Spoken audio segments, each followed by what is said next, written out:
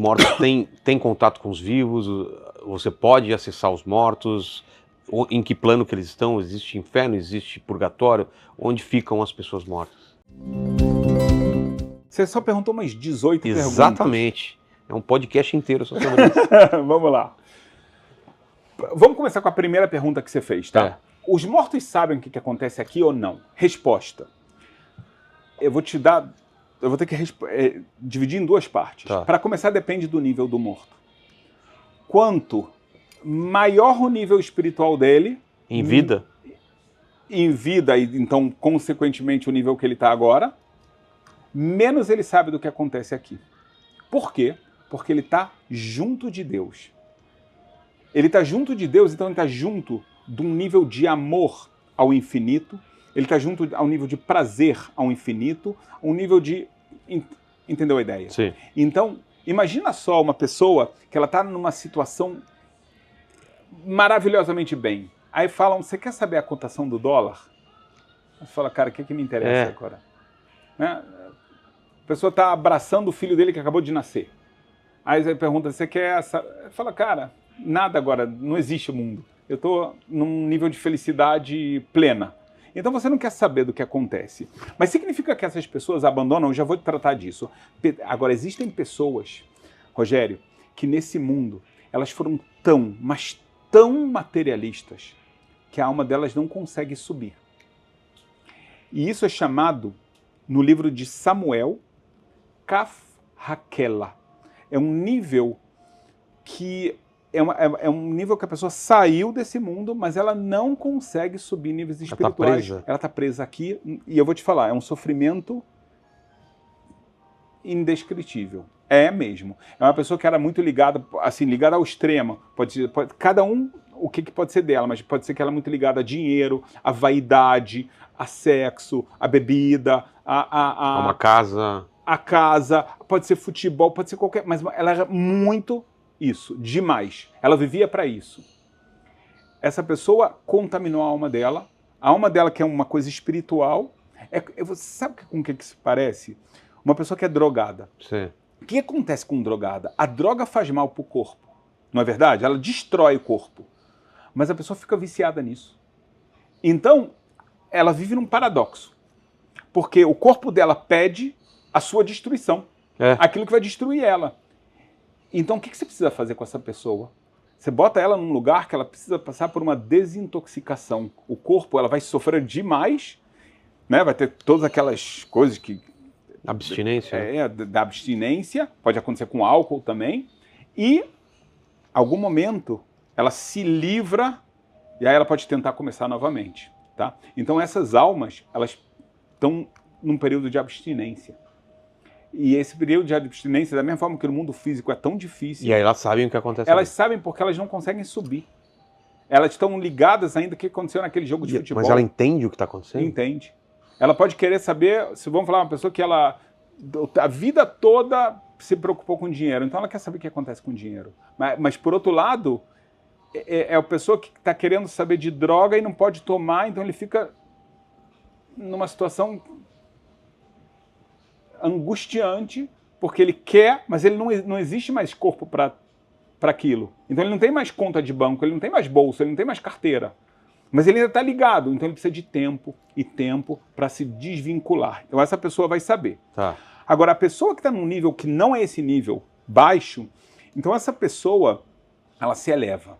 Mas os momentos importantes da sua família, ela vai saber. Por exemplo, o nascimento de uma criança, o casamento. Vou te contar uma história fantástica. Cara, essa história me deixou arrepiado quando aconteceu. Muitas pessoas têm o mau gosto de pedir para eu casar elas. Não sei por que as pessoas gostam, tá? Mas aconteceu, foi impressionante. Então eu fiz muitos casamentos realmente, tá? Na comunidade judaica. Aí o que aconteceu?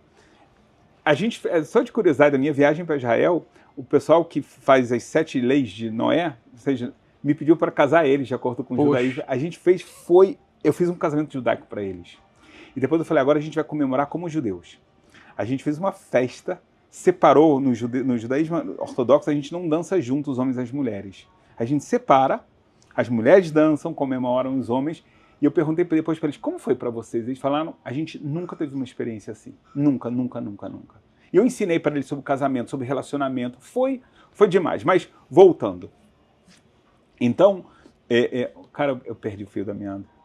Não, depois a gente volta. A gente está falando sobre mortos. Sobre... Sim, então, mas aí, como é que eu cheguei nisso? Você falou que faz muito a pessoa casamentos. sabe. Então eu te contar a história. Se ela que sabe ou não sabe cara, que morreu. A memória, aos 30 anos, fica ruim. 32, O que aconteceu? Fiz o casamento, ótimo, fiz ele, foi domingo. Beleza. Terça, quarta-feira, chega a avó do noivo, chega para mim, ela me encontra, tá? Onde eu era rabino. E ela fala, rabino, muito obrigado, a cerimônia foi muito bonita, eu agradeço ela pelas palavras gentis. E ela fala, rabino, eu preciso falar com você. Eu falei, tô aqui. Ela falou, a minha família pensa que eu tô louca. Eu falei, por quê? Ela falou, rabino, eu tenho certeza absoluta que eu vi o meu marido embaixo do lugar das núpcias, né, onde faz as bênçãos nupciais do casamento. Eu tenho certeza que o meu marido estava lá. Eu tenho certeza. Eu senti a alma dela como nunca senti na minha vida desde que ele morreu. Rabino, e as pessoas pensam, rabino, tem alguma explicação? Eu falei, você sabia que está escrito na Kabbalah que 3 gerações, ou em vida ou não, vêm para o casamento? Aí ela começou a chorar. Ela falou, viu, eu sabia. E ela era uma pessoa que não conhecia a Kabbalah, não era uma pessoa assim que sabe das fontes. Ela falou, eu sabia que era assim. A minha esposa é órfã de pai. Na hora do nosso casamento, eu pensei que ela estava feliz que estava casando comigo. Depois ela falou que ela estava emocionada, porque ela sabia, é uma explicação além da mente humana. O pai dela estava lá. Então tem coisas que uma pessoa que tem um nível elevado vai saber e às vezes vai estar presente. Poxa. Coisas que são realmente importantes. Não quanto você ganhou esse mês, isso não importa para ela.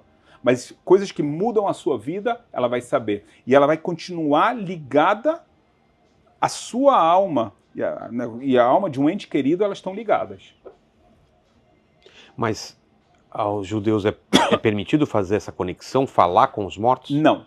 A gente não pode, está escrito na Bíblia, algumas vezes que você não pode doresh lametim, não pode chamar os mortos e consultá-los. Mais do que isso, as pessoas pensam que é legal. Poxa, eu vou não falar com meu avô. É possível fazer isso? A Bíblia fala que é, mas isso causa um sofrimento enorme às almas dessas pessoas.